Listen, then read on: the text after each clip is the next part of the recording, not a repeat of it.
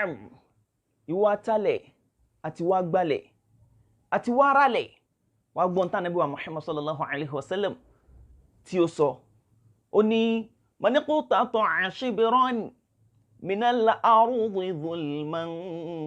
tawwaqahu Allahu iyyahu يوم القيامة من 7 أراضين يوم القيامة من 7 أراضين ẹni bá já ìdá kan gbà nínú ilẹ̀ ní tàbòsí Ọlọ́run yóò fi dé táì fún lọ́jọ́ gbéhùndé kíyámà látinú ilẹ̀ méjèèjì man iqtata'a shibran ẹni tó bá já ìdá kan gbà yàní tó ṣe dédé span of the hand tó bá já gbà báyìí tá bá wọn báyìí min al-ardi láti inú ilẹ̀ zulman nítàbòsí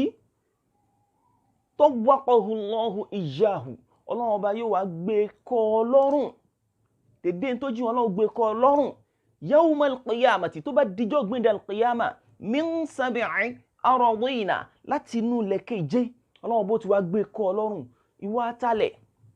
ìwà gbalẹ̀ ìwà aralẹ̀ tó bá dijọ́ gbéǹde al-qiyama tó bá jí dédé tó ṣe ìdá kan báyìí span of the end tó bá fi jí nínú ilẹ̀ onílẹ̀ wọ́n gbé kọ́ lọ́rùn tó bá dijọ́ gbéǹde al-qiyama ẹrù yà tí wọ́n rù nù Ọlọ́run dákun má jẹ́ mi ó ru ẹrù yà o má ṣe mi lágbalẹ̀ ńlẹ̀ o ìwọ tó ń gbalẹ̀ ńlẹ̀ náà lọ jáwọ́ kó túbà o torí pé man iqtata'a shibran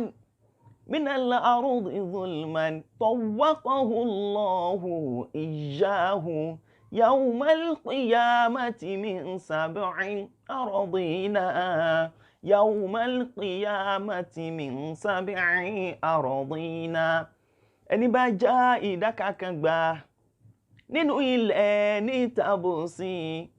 Ọlọ́run yóò fi dé táì fún lọ́jọ́ gbéhùndé kíyámà látinú ilẹ̀ méjèèje. Wassalamu alaikum wa rahmatullahi wa barakatuhu.